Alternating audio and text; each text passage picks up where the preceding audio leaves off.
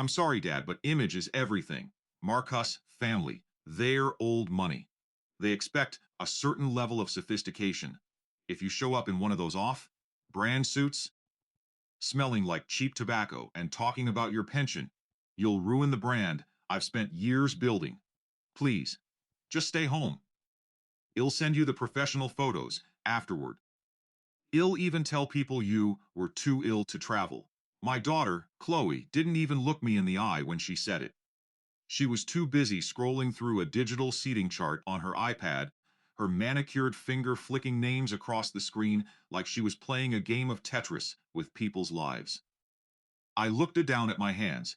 They were calloused. Yes, my jacket was a bit frayed at the cuffs, and I drove a 10-year-old sedan that rattled when it hit 40 miles per hour to the world, and apparently to my own flesh and blood. I was Arthur Sterling, a retired maintenance coordinator who lived on a modest fixed income in a rent-controlled apartment. What Chloe didn't know was that I wasn't just a maintenance coordinator. I was the man who had written the maintenance protocols for three of the largest rates real estate investment trusts on the eastern seaboard. And that rent-controlled apartment? I didn't live there because I had to. I lived there because I owned the entire building through a series of shell corporations, and I liked the quiet. I didn't just look poor. I practiced the art of stealth wealth. While Chloe and her fiancé, Marcus, were busy leasing European sports cars they couldn't afford and mortgaging their souls for a lifestyle they hadn't earned, I was sitting on a portfolio of commercial real estate. So vast, it required a dedicated legal team just to manage the capital gains tax mitigations. I see, I said, my voice steady. So, the father of the bride is a liability to the brand? Don't be dramatic, Dad. She sighed, finally looking up. Her eyes were cold, filled with the shallow ambition of someone who knew the price of everything and the value of nothing. Marcus is about to be named a junior partner at his firm. His boss, the senior managing director, is going to be there. We're hosting the gala at the Grand Atrium. Do you even know what that is? It's the most exclusive venue in the city. You have to have a certain vibe to even walk through the front doors. I knew the Grand Atrium very well. I had purchased the land it sat on 20 years ago, when it was nothing but a derelict textile mill. I had spent $40 million converting it into a masterpiece of glass and steel. The Grand Atrium, I repeated slowly. I've heard it has a very strict occupancy covenant. Chloe rolled her eyes. See? This is what I mean. You start talking about covenants and maintenance, and people just tune out. Just stay home, Dad. Make sure the caterer sends you a box of the leftovers. The sea bass is supposed to be exquisite. She stood up, adjusted her designer coat, which, ironically, was purchased with the graduation gift money I'd given her 3 years ago, and walked out of my small living room without a second glance. 10 minutes later, I heard the roar of Marcus' leased Porsche pulling away from the curb. I walked over to my desk, a battered oak piece that looked like junk, but was actually a 19th century original, and opened a secure laptop. I bypassed the consumer-grade internet and logged into a private terminal. I didn't call my daughter back. I didn't beg. I didn't cry. Instead, I pulled up the Master Lease Agreement for the Grand Atrium. I scrolled down to Section 14. For discretionary termination by fee simple owner. In the world of high-stakes real estate, there is a hierarchy. There are the guests, who think they are important. There are the event planners, who think they have control. There are the venue managers, who think they own the space. And then, there is the landlord. I picked up my encrypted phone and dialed a number I hadn't used in months. It was answered on the first ring by Julian, my head of legal affairs. Mr. Sterling, Julian said, his voice brimming with professional curiosity. It's been a while. I assume this isn't a social call? No, Julian. I need you to pull the file on the upcoming gala for the Highland Sterling wedding at the Grand Atrium.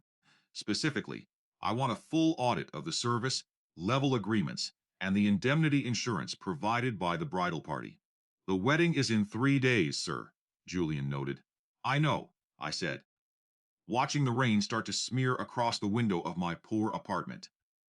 I want you to find a technical default, a lapse in the certificate of insurance, a late payment on the security deposit, anything that gives me the right to exercise my right of first refusal on the space for that date. May I ask why, sir? I looked at the framed photo on my desk. It was Chloe as a little girl, holding my hand at the park. I had worked 18-hour days to ensure she never wanted for anything. I had built an empire so she could be a princess, and now, the princess found the king too shabby for her court. Because, Julian, I said, my voice dropping to a whisper that felt like ice, I've decided that the Grand Atrium needs an immediate, unscheduled structural integrity inspection, starting exactly 2 hours before the ceremony begins. It would be a safety violation to allow a public gathering during such a critical procedure.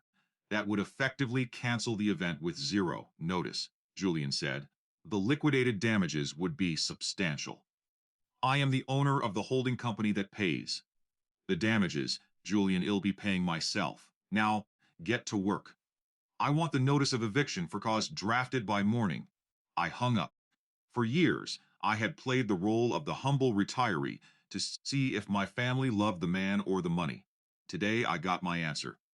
Chloe wanted a fairy tale wedding without the man who had built the castle. Fine. If I wasn't invited to the wedding, then as far as the law was concerned, there wouldn't be a wedding to attend.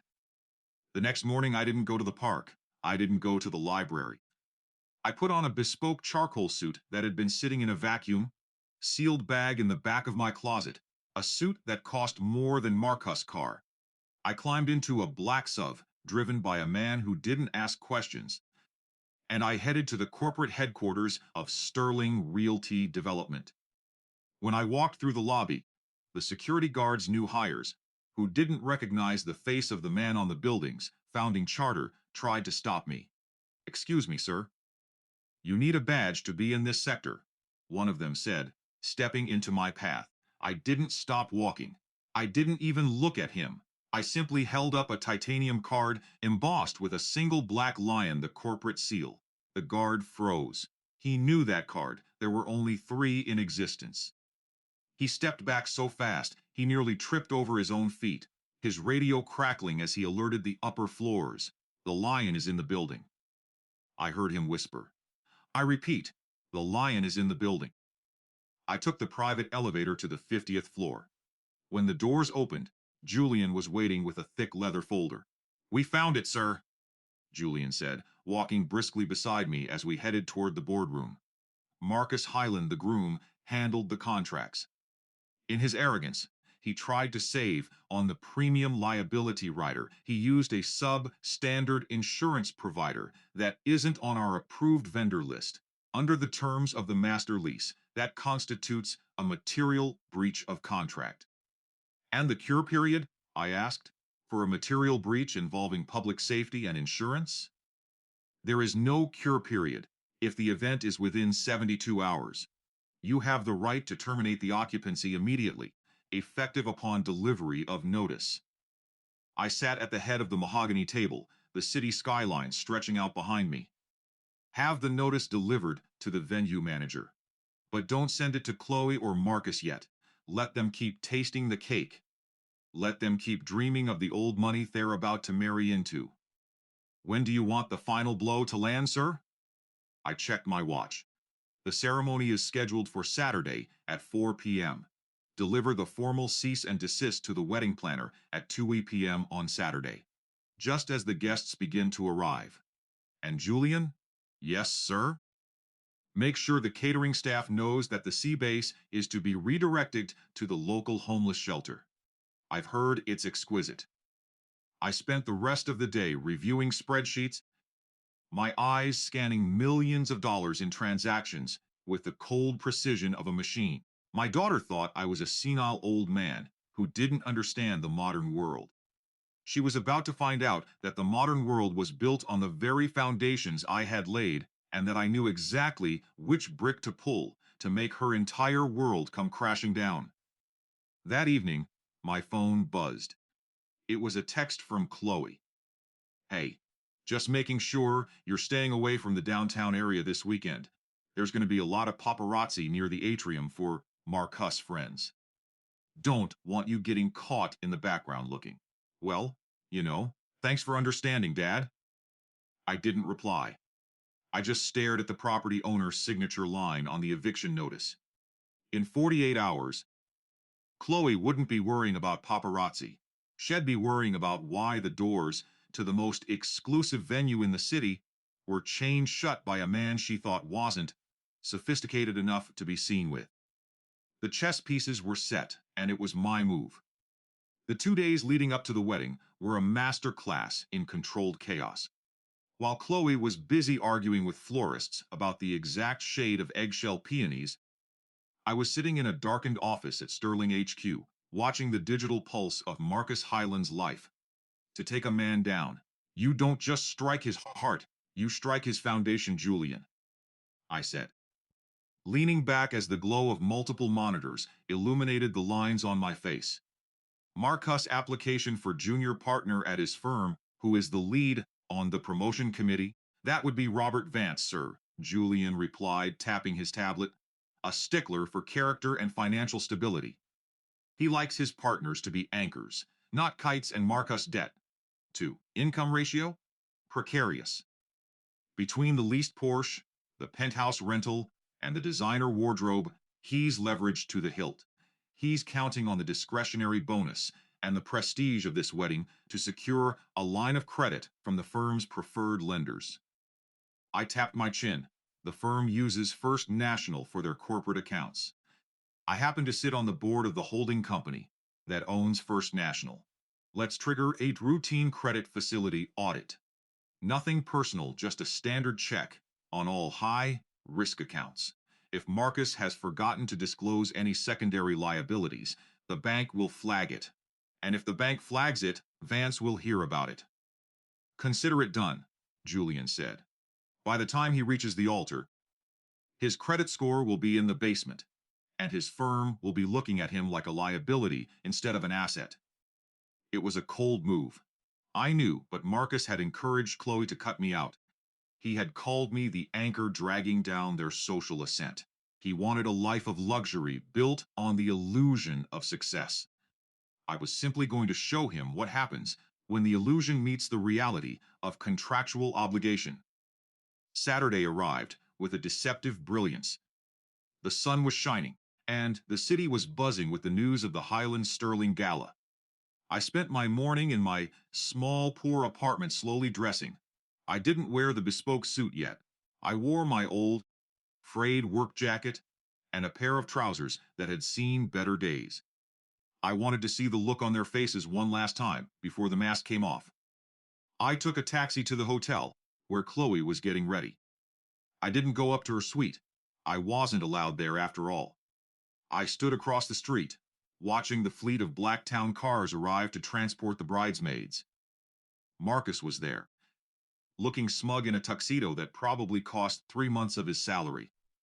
He was talking to a group of men in expensive suits, gesturing wildly toward the Grand Atrium down the block.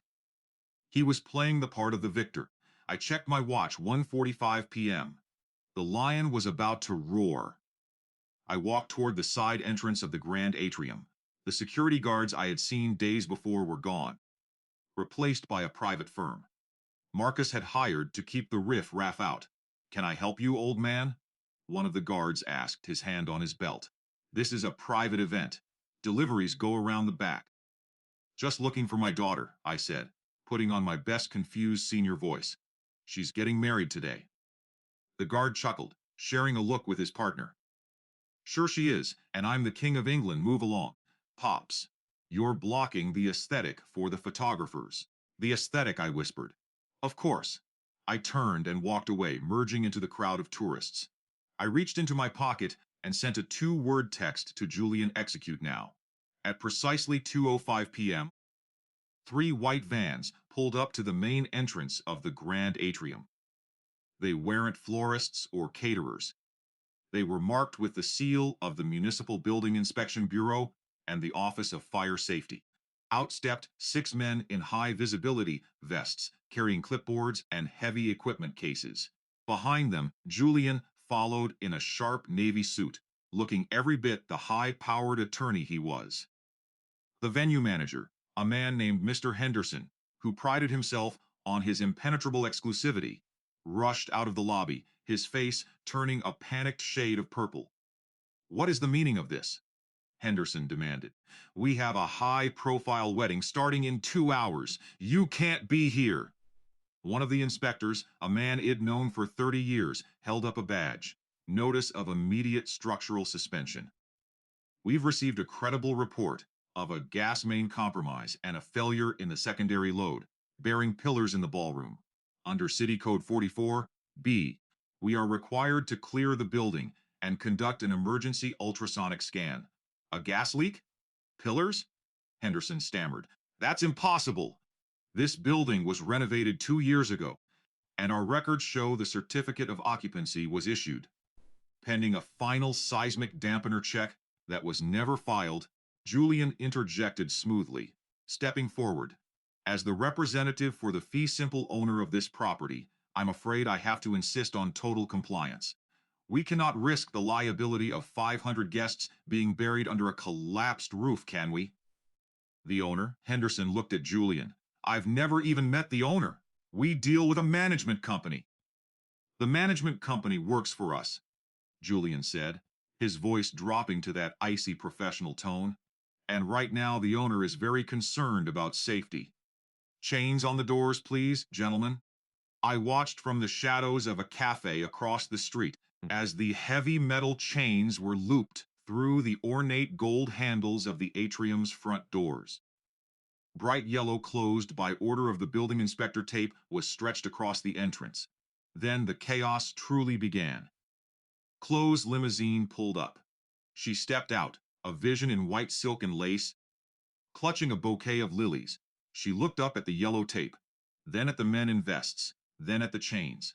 A scream pierced the air, a sound of pure, unadulterated shock. Marcus jumped out of the car behind her, his face contorted in rage. He ran toward the inspectors, waving his arms. "What is this?" "Do you know who I am? I'm Marcus Highland. I paid a $200,000 deposit for this venue. Open these doors right now or I'll have your badges." The lead inspector didn't even flinch. "Sir, you can have my badge, but you can't have this ballroom. It's a crime scene for safety violations now. If you step past that tape, you'll be arrested for interfering with a municipal officer." "This is a mistake." Chloe was sobbing now, her makeup beginning to streak. "It's my wedding day. My brand. The paparazzi are coming." "Your brand is currently a fire hazard, miss," the inspector said. I watched as Marcus pulled out his phone, his fingers trembling. He was likely calling his connections, but I knew what he was finding out. His firm had just been notified of his credit audit. His mentor, Robert Vance, wasn't answering his calls. The old money world he was so desperate to join was suddenly very, very busy with other things. I crossed the street. I didn't rush. I walked with the slow, deliberate pace of a man who owned the ground he stood on. I passed the security guards who had called me riff-raff minutes ago. They were staring at the chains, speechless. I walked right up to the yellow tape, where Chloe and Marcus were having a public meltdown in front of their wealthy guests, who were beginning to arrive in a confused swarm of silk and diamonds. "Dad?" Chloe gasped, seeing me in my old work jacket. "Dad! Oh my God, you have to do something! Tell them who you are." "Wait, no, you don't know anyone. Why are you even here? I told you to stay home." Marcus turned his fury on me. "Get out of here, Arthur.